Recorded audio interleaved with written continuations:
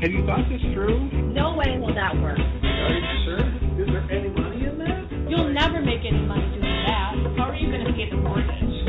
Just get a job. You're going to try to sell that? Why can't you be normal like everybody else? Oh, boy. Were your parents morons too? The savvy entrepreneur to the rescue.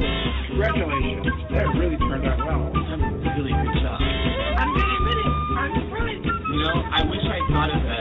I never thought anyone would. How did you do that? I'm so glad you're pursuing your dreams. I wish I had the courage to follow my dreams. Hello, all you entrepreneurs out there.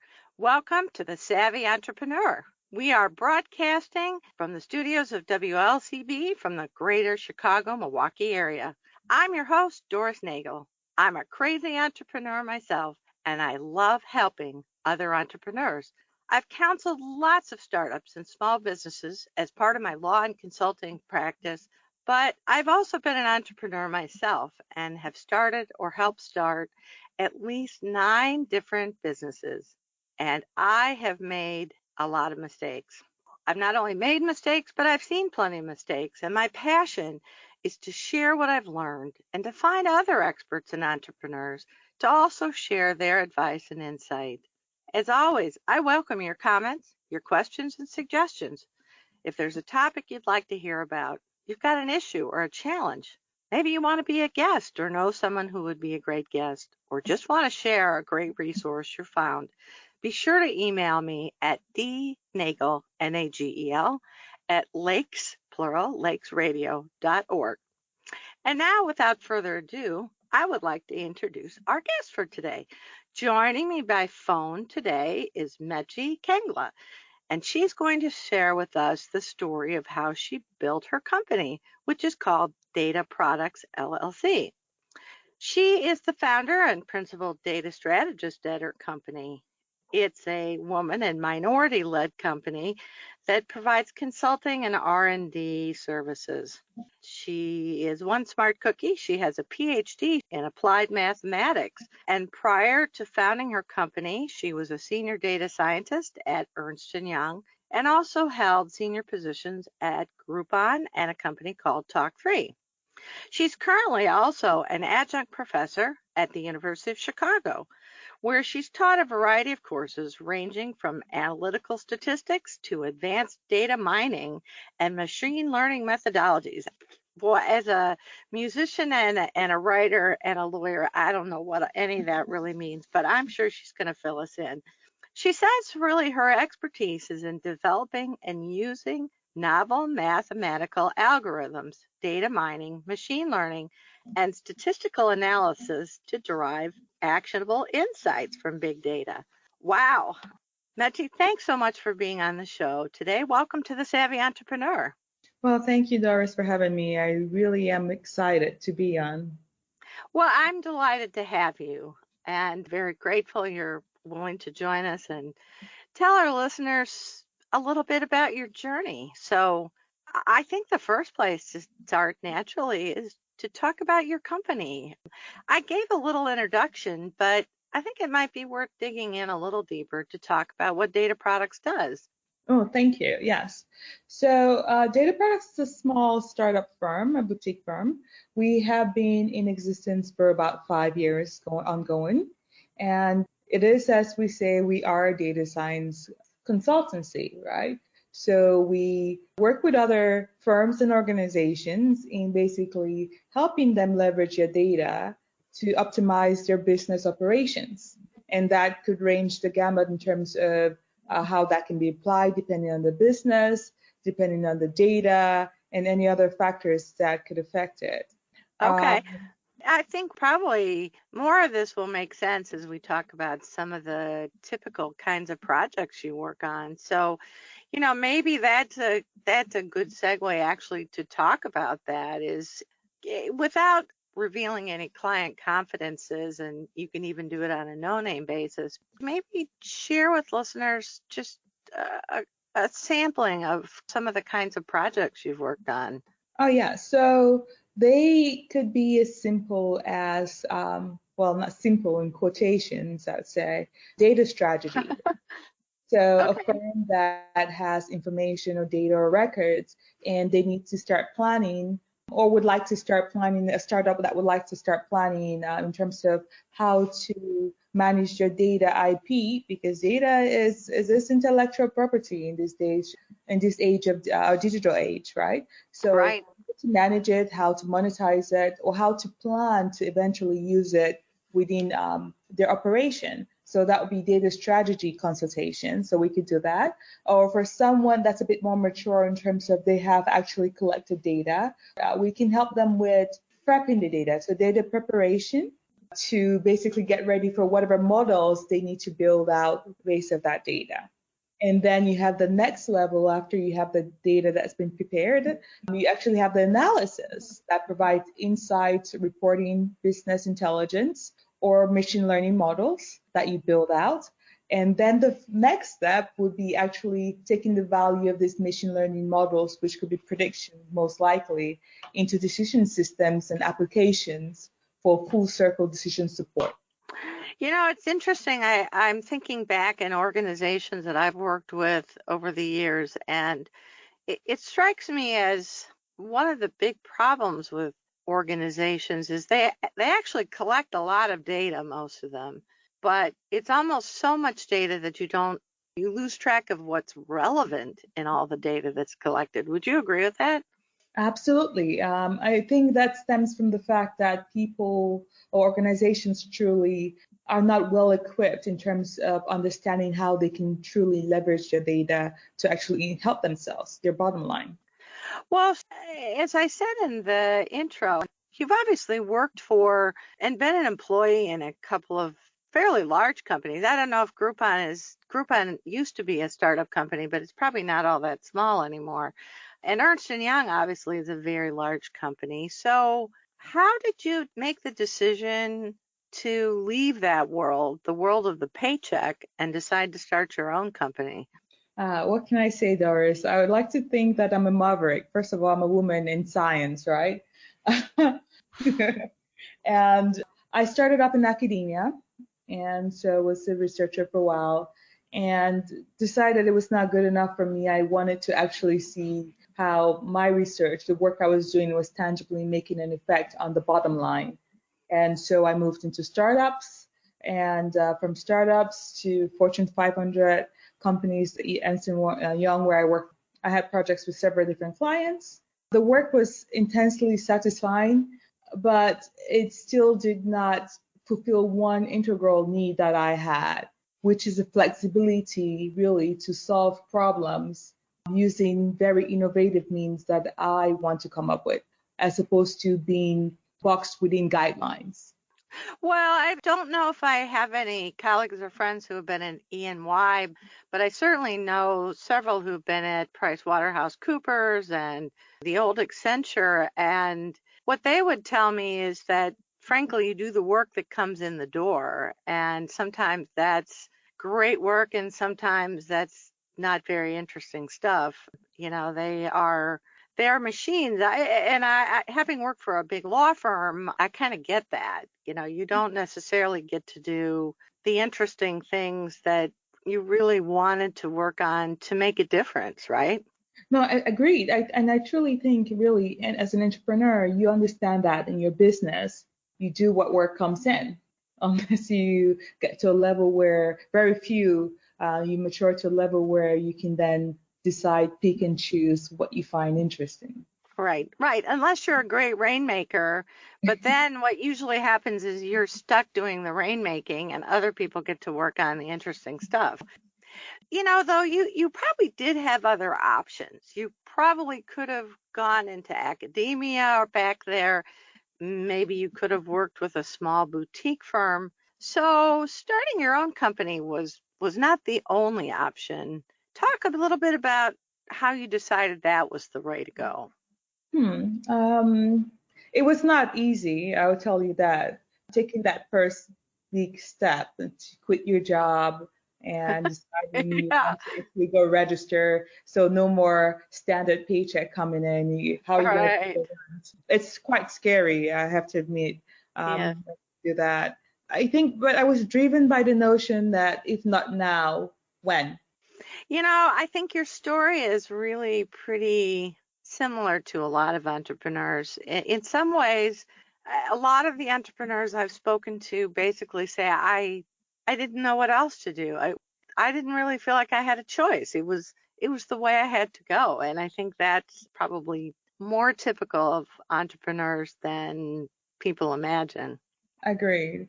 And one of the things that I probably talk on again and again is my lack of fear of making mistakes. That's interesting. Talk I've about that. I've learned earlier on in past life experiences about mistakes. They don't kill you. Mistakes are part of life, right?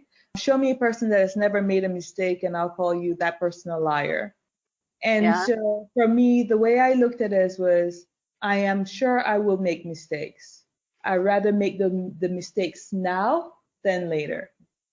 I think you do have to have a certain fearlessness to be an entrepreneur because you realize pretty quickly that there's a lot you don't know. Even though you're good at certain things, there are other things you're not so very good at, right? Absolutely, yes.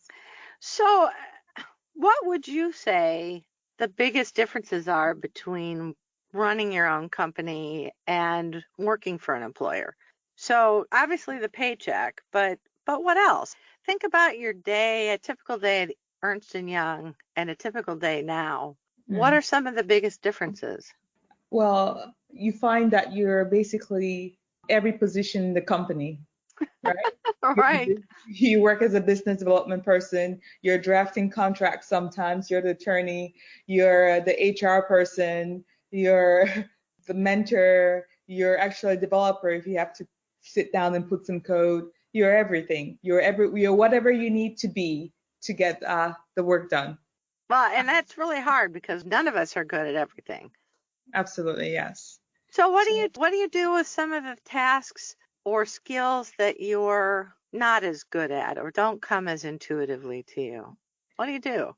So I learned. So again, there's nothing that will make you more aware of what you're not good at than being an entrepreneur in your own business. You're very I sure agree with about that. you're very sure about what you're great at, you're very sure about what you're okay at, and you're very sure about what you're really bad at. But most importantly, you're also sure about what you enjoy and what you do not enjoy.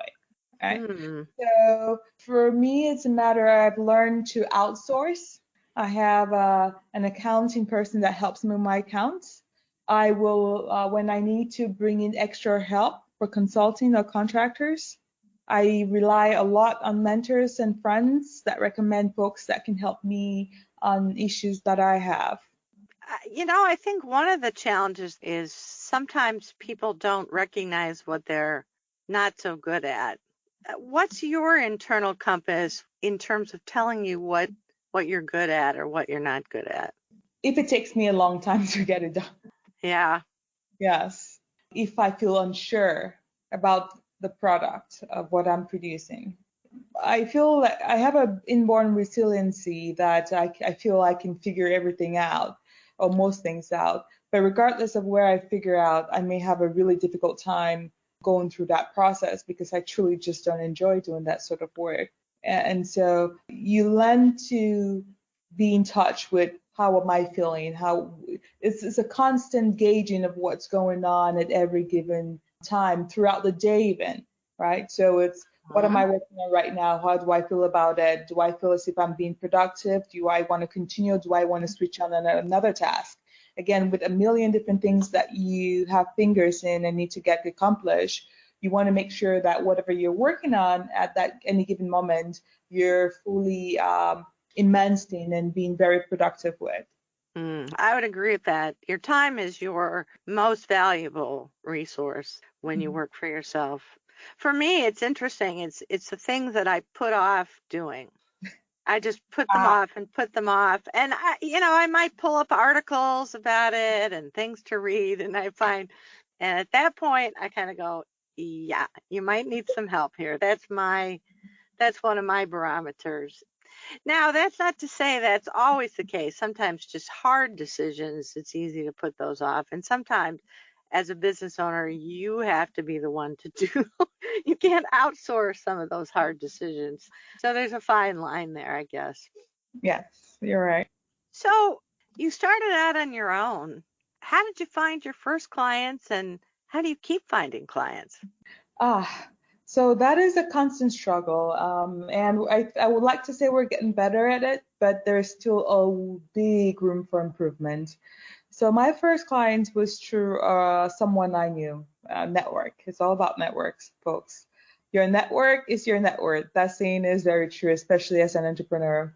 So that was my first client through a network, someone that connected me, and we did some good work, and then they referred me to some more.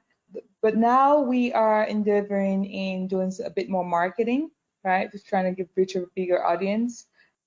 So it's really twofold, right? So marketing out to stratosphere, that be where it's LinkedIn or all the other social media outlets, as well as bearing down on those networks. So whether you're attending peer events or conferences, meetings, and being active within the industry that your company is a part of. Well, I always, once I've learned about an entrepreneur and their business, I always am on the lookout for them. So help me help you. What are your ideal clients? What do they look like? What do they do? What are they looking for? All right. So my ideal clients are medium, small business enterprises. They're folks that recognize that they need to start enacting some digital innovation within their company. They need maybe handholding in terms of coming up with a data strategy to get one off the ground. Whether they have data or not, they need some sort of action plan. It could be a client that has data and needs help, right? In terms of how do I actually turn this data and make it work for me? How do I bring extraneous revenue from this data? Or is there some value in it beyond me just collecting stacks and stacks of data? What about the data management aspect? How do I manage the data that I currently have? Or it could even be the level where they do have resources in-house that are capable, but they need help. They need someone that's a bit more experienced, right, to come lead a particular project, or just add resources to complete a big project that they have going on and have that complete more successfully faster. Tell me a little bit more about one of the coolest projects you've worked on or currently are working on. I have to say we have a project going on called SmartNet Ups. It's actually, we're a client of the Department of Energy, so I'm very, very excited about it. It's called SmartNet Ups, and the idea is about analyzing data from networks. So if you understand that a network really is a highway where devices communicate between each other, right? It could be any sort of network, but really it's a foundation by which, a protocol by which devices communicate to each other or humans communicate to devices. So there is some underlying traffic, if you will, network traffic that we want to collect and analyze. That gives us a sense of what's going on within the network, who's talking to what, who's talking to whom, in what locations, at what times, in what capacities. And it gives you a sense of this is what's going on within my organization. It's a true underlying measure of how people are communicating and things are getting done within your organization. So this platform basically analyzes the data, different sources of that, to gives you that monitoring at a very high granularity of what's going on. It can also help you predict when things are going to get down, right? So it has some prediction, help you diagnose what the issues are, and maybe even point out some security flaws and abnormalities that are occurring within the communication of your network. You know, one of the things that occurred to me is that as you look at companies' streams of data or help them maybe create new data streams, your work probably really starts to touch up on things like data security, right? How do you deal with those kinds of issues? Do you have a colleague that you work with when you're dealing, or is that something your firm also will help companies address?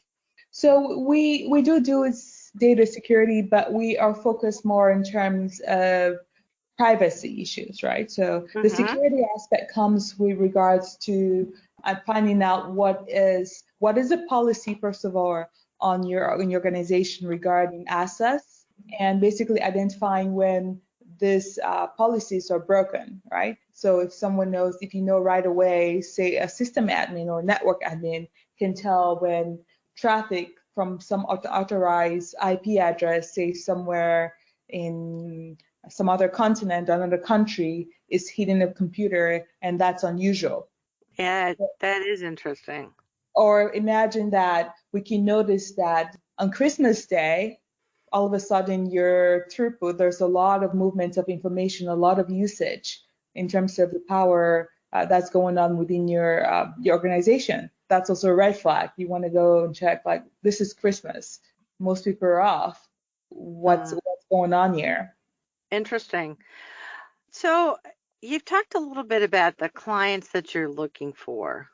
I can tell you from my own personal experience that sorting out the clients that I can't really help the best or that I find less rewarding to work with can save a lot of time, because I know in the past I spent a lot of time talking to potential clients who, frankly, they weren't a good fit. So it wasn't very productive. Have you profiled out some of the clients, or what kind of clients you might steer away from, or are the ones that you feel like you just can't help, even though they might be interested initially? Unfortunately, we're still in that process. I have spent a lot of time as well. There's some clients that are just not ready. Yeah, elaborate on that. That's pretty interesting. Yeah. Their company motto might say, we are digitized, innovative tech, and getting on the data and leveraging the data. But when you actually talk to the employees, the people that actually work within it, you realize that they're very far off from that. Yes. And so there is this sort of stringing that goes on where you're trying to help this client in terms of educating them of the methods and things that they can do and ways that you can start. And you put a lot of energy and effort into this, and you realize several months, maybe years even down the line, that the statement, oh, we don't have a budget for this. However, the company line is, this is very important to us, but they never account for a budget to actually address the issues. Right. Or maybe there's somebody in the company who's individually very interested, but he or she really isn't able to marshal the support of whoever the decision maker is in the company to actually give the green light. So finding the real decision maker, I've found, at least as a solopreneur and a small consultancy owner myself, it's really tough sometimes. It is, yes. So I have to ask you, what's the worst project you've ever worked on? And again, you don't have to name any names, and you can change the facts and circumstances to protect whoever this is in case it's a potential future client again. So this was a project that for a corporation that spanned several different locations. There was not a lot of guidance in terms of direction, but the idea was this, do this, produce this. And about halfway through the project, you realize that a different department was solving exactly the same sort of problem. Oh, no. Yes. And it became a struggle of politics. Like, well, our solution is better because so, not because it was truly better, but more of claiming the idea that it was my team that provided the solution, if you will. Well, they have promotions at stake. You're just an outside contractor, right? So Exactly. All I care about is really providing the best solution given the problem. Affected the project quite significantly, I'd say, unfortunately. that sounds like a very disappointing kind of learning. I think particularly with consulting projects, it is a slippery thing sometimes.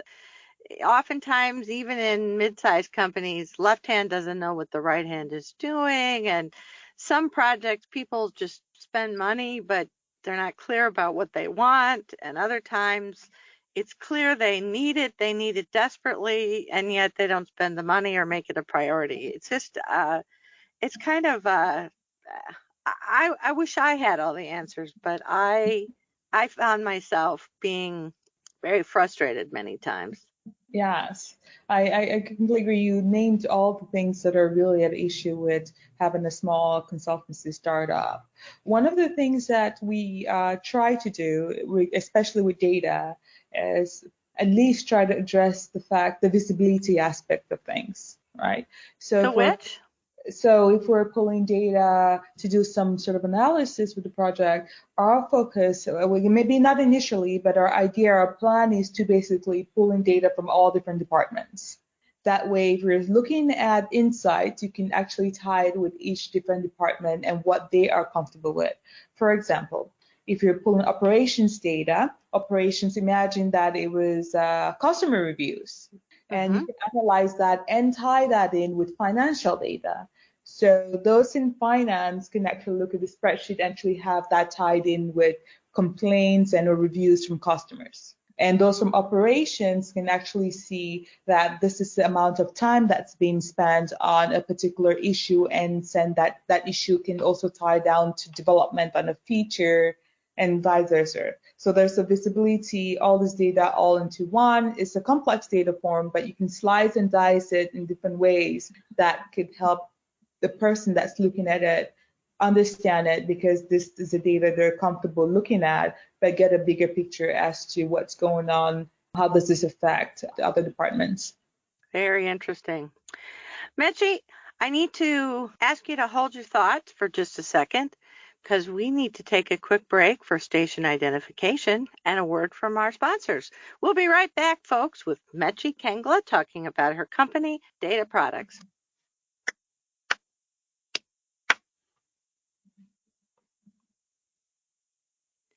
You're listening to Doris Nagel and the Savvy Entrepreneur Show. We've been chatting with Mechie Nkengla, who's our guest on the show this week, to share the story of how she's built her business called Data Products. You know, Mechie, before the break, we were talking about some of the challenges of selling services, consulting services to companies.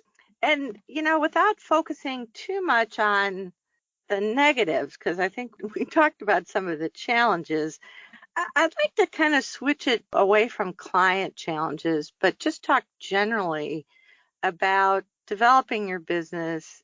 What do you find is the best part about having your own business?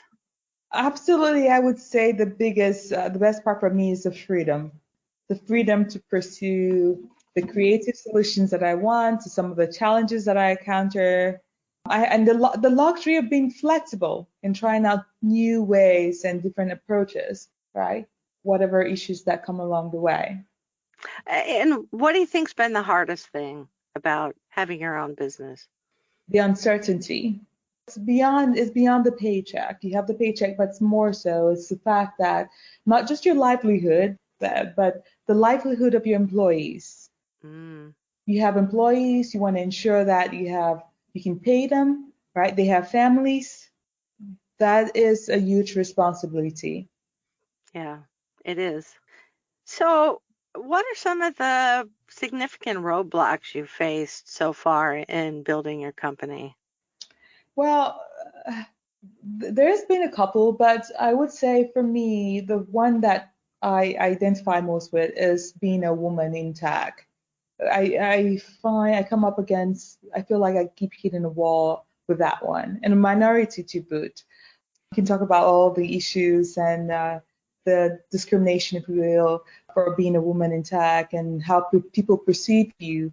But I've come across that quite a bit, and you just learn to roll with the punches and smile through it. It's a handicap that I have, sort of, if you will, in the business space, and I just have to work within those lines. So, how do you do that? I mean, what advice would you give to other women in tech entrepreneurs? Because there are lots of us, and yet the statistics, somebody gave me a statistic on one of my previous shows that 2% of venture capital goes to women-owned businesses, which I don't even know. I don't even know what to do with that number, if that's even close to being accurate, because my response is, what year is this? And yet I consistently hear from women entrepreneurs some of the same kinds of things. So, what advice would you give to other women entrepreneurs to help them through some of those Unfortunately, roadblocks? Unfortunately, funding is a crucial part of growing one's business. And like you rightly pointed out, the funding rate for women entrepreneurs in tech is abysmal. It's abysmal. With the roadblocks, I think in terms of you just rely on yourself. Join women groups, support groups. Those are the best I found. There's not one that I can think of immediately, but being with a group of women that support each other like a mastermind that push each other to go after things, it helps significantly. There's the sisterhood of support, if you will. Yeah.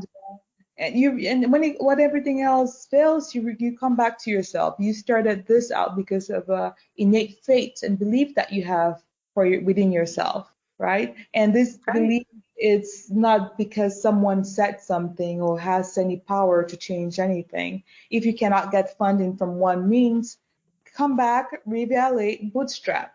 You find a way, but don't give up. Well, we haven't talked about funding. So, is your business self-funded, or have you been through some of the more traditional path of looking for funding? I mean, how have you gone about that? So it's been self-funded up to now, but we are getting to the process of actually going after some funding at the end of this year in the next couple of several months. So we are basically gearing up for that, yes. If I may ask, what kind of funding are you thinking about? Are you looking at promissory notes or crowdfunding or pitch competitions or some combination of all of those things and others? Combination, but what we're looking for funding for particularly is for our Smart NetOps platform or product, which we're planning on spinning into its own company because we've heard such great things about it already. And we're currently in the using test case stage right now. We're testing that with some other clients. And we decided that it makes sense to actually spin it out to his own company, and we're looking for funding for that. With regards to the sort of funding that we're going after, primarily we'll be looking at angel investors as well as some venture capitalists as well. Interesting. Well, talk a little bit more about SmartNet. That sounds very interesting. How did that come about? What is it? And what do you see as its potential? So what it came about actually was through an interaction with the DOE, the U.S. Department of Energy. I'm not sure if you're aware of it. Maybe you probably are. But there is this grant called the SBIR, which stands for Small Business Innovation Research Grant. And if you're not aware of it, go find out more about it. It's a great source of funding for small businesses. And basically, I think it's a mandate by Congress, I think in the 80s, about 3% of the budget of all agencies go towards that grant. So we're talking about Interesting. so we're talking about the Department of Energy, we're talking about the Department of Defense, we're talking about national health, all agencies really I think there are 11 major agencies in the U.S. About 3% of their budget was slated by Congress to go towards this grant. And the idea really is to help businesses, right? By becoming more small businesses innovate, because when small businesses win, the economy wins. That is for sure. The process to get it is quite competitive, I'd say. You have thousands and thousands of applications coming in for every release of the grant, and maybe only about 4 candidates get in. So we were very lucky in being one of those that got this funding, and that was the seed stage. That basically financed our seed stage of development. Fantastic. Congratulations. Tell me a little bit more about what this is and what it does. So Smart NetOps is an intelligent network monitoring platform, right? I think I was talking about it a little bit earlier where I mentioned that it's basically a way to monitor your organization in terms of who's talking to what, or whom's talking to whom, computer man from what location at what time. So you have a granular view of what's going on within your organization from a network perspective. at any given time. So it has a monitoring module. It also has a performance and diagnostics module, which basically helps you in terms of how is your network functioning. For a small person in a home office, that probably doesn't need this sort of analysis. But if you would imagine, if your bandwidth, your download speeds or your upload speeds are not coming up to par, right? SmartNet Ops will be able to analyze the data and tell you have a bottleneck here. This is the sort of things that you need to do to basically improve the speeds or whatever metrics of the network so that it meets its full service level agreements that you signed with your provider. Well, that would certainly be nice to have another source of revenue. One of the things that a lot of service providers like your company, like mine, we're told you need to productize your services, look for products to help with cash flow. And it sounds like that's exactly what you've done. So kudos to you. Thanks. Yes. I'd like to add, I can go on and on about SmartNet Ops. So one of the things I'd like to add is that what's really cool about this is it's focused on networks that see a lot of data. So think of research facilities, think of data centers, right, where it's constantly in motion. Think of financial institutions that there's a lot of trading going on. Think of hospitals. Imagine a very modern age hospitals where you have equipment and devices with IoT, some being monitored and that communicate with each other and doctors as well. Sorry to interrupt you. IoT, Internet of Things, right? Yes, that's right. Wow, that's really exciting and sounds like a very exciting phase for your business. So where do you want to be in 5 years? What would data products look like? Or the Mechie Nkengla empire, the family of companies, what would that look like 5 years from now? Well, I envision it being self-sufficient, right? So in terms of not having to work so hard to get clients, right? Being a recognizable and more trusted name where you have people coming to you because they understand that you can provide them with the help and solutions that they need to get to wherever they need to go. I envision it being a place where people can come to learn, whether they're new graduates basically wanting training to get their feet wet, or companies trying to endeavor in terms of the meeting of data and modern technology, how to understand basically how they can leverage that or become better prepared to move forward. Interesting.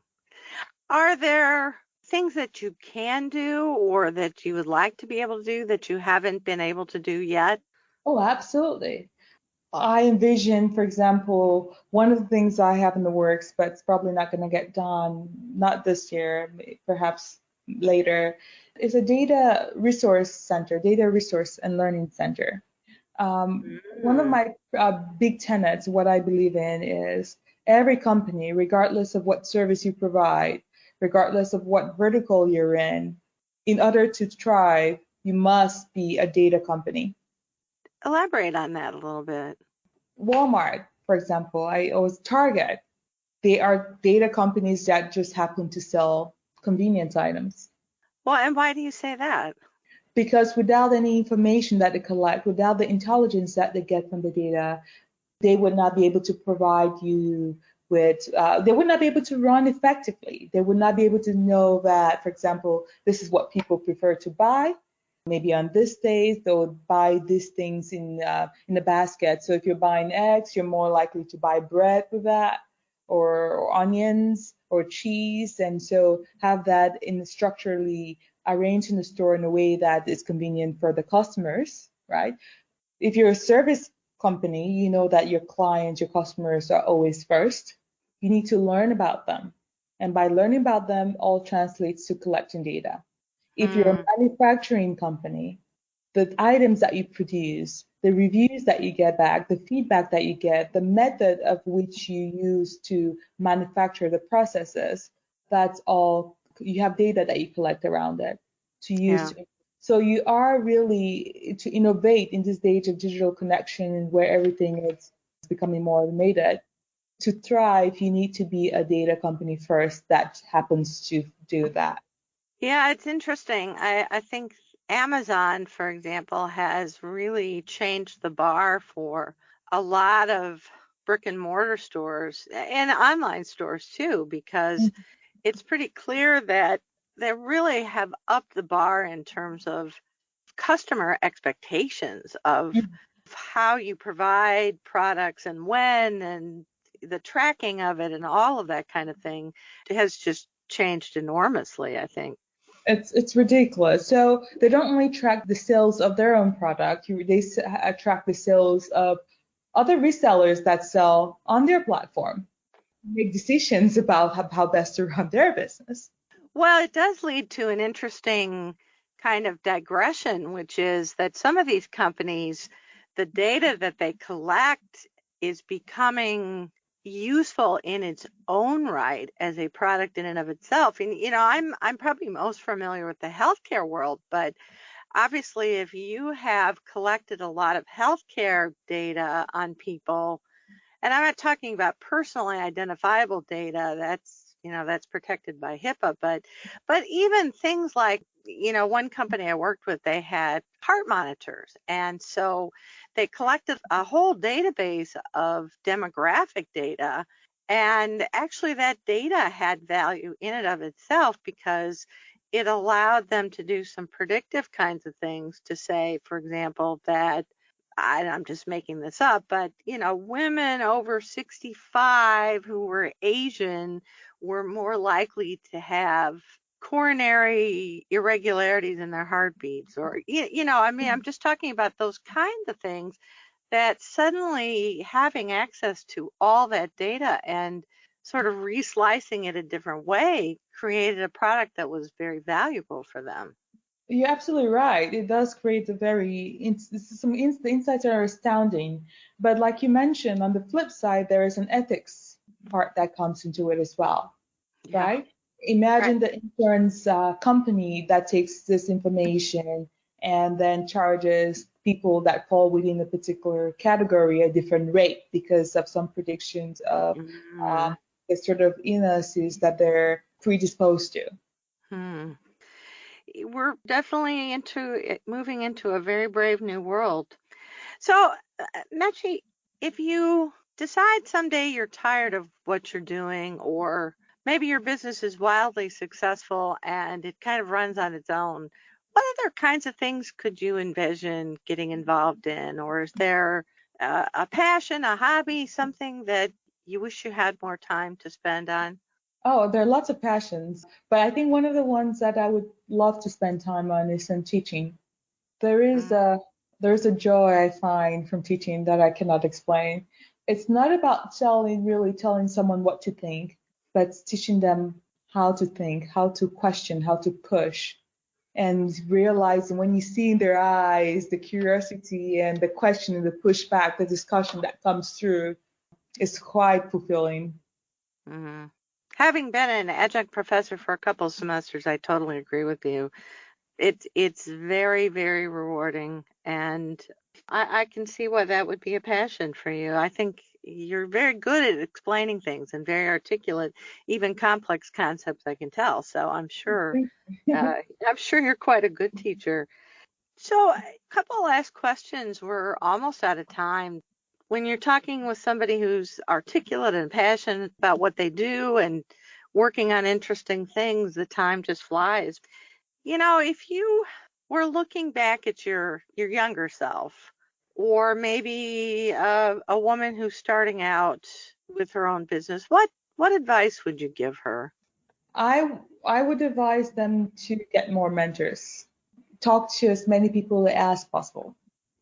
And while they get advice, that doesn't mean that they should listen to it. But it's all about collecting information and from which you make the best decision for you. Because you should realize that whatever advice is given to you is given from a perspective from where they're standing, from within their shoes.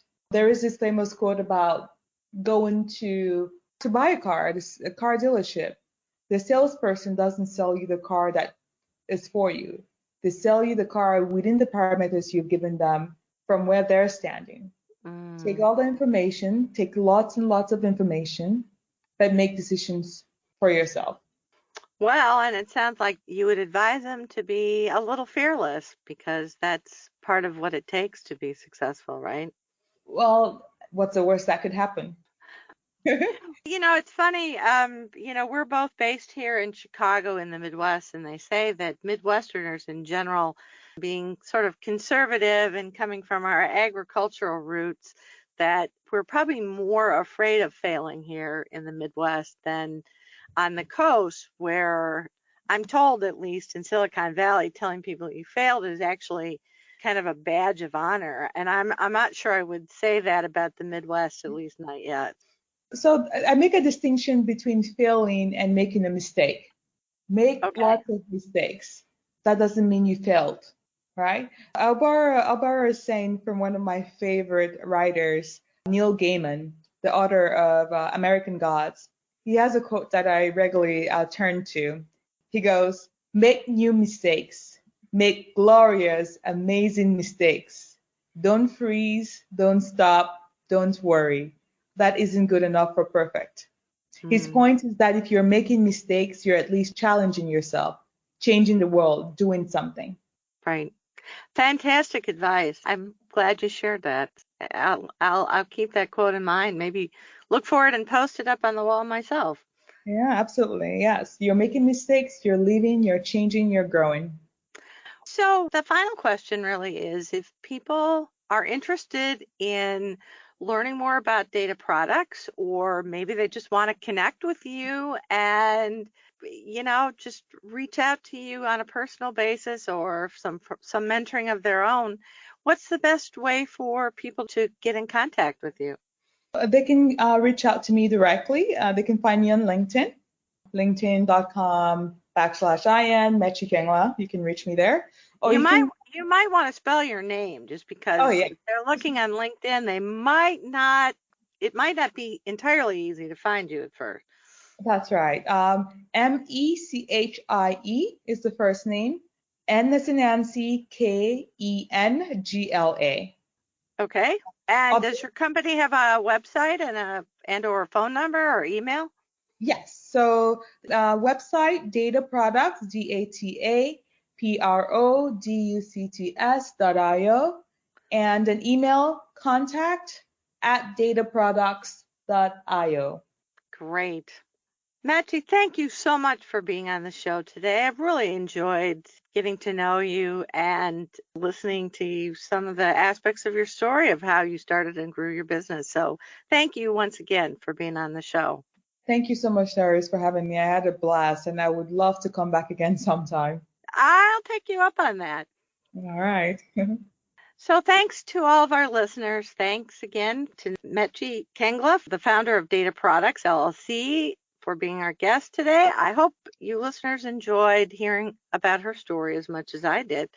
And if you're interested in listening to an on-demand recording podcast of today's show, along with other free information and resources for entrepreneurs, you can go to my show page for the Savvy Entrepreneur show page, that is at lakesradio.org, or my law and consulting website, which is www.globalvelocityservices.com. Be sure to join us for our show next Saturday. We'll have another great guest. Be sure not to miss it. And until then, I'm Doris Nagel, wishing you happy entrepreneuring.